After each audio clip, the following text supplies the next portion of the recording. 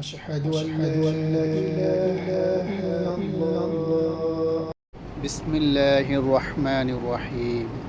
সূরা আল বাকারা থেকে কিছু আয়াত।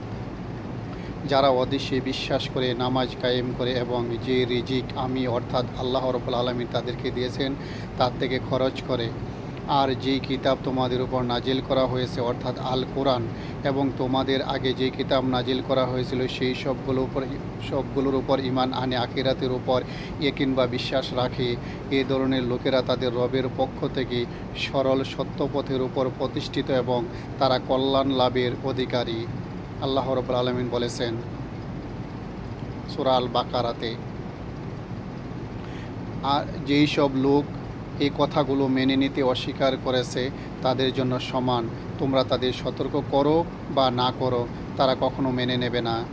আল্লাহ তাদের হৃদয়ে ও কানে মোহর এঁটে দিয়েছেন এবং তাদের চোখের উপর আবরণ পড়ে গেছে, তারা কঠিন শাস্তি পাওয়ার যোগ্য আল্লাহর দরবারে বলে গণ্য হয়েছেন। সূরা বাকারার কিছু আয়াত থেকে, প্রথমাংশের কিছু আয়াত থেকে। আপনারা দেখছেন বারাক ইউটিউব চ্যানেলটি সাবস্ক্রাইব করুন।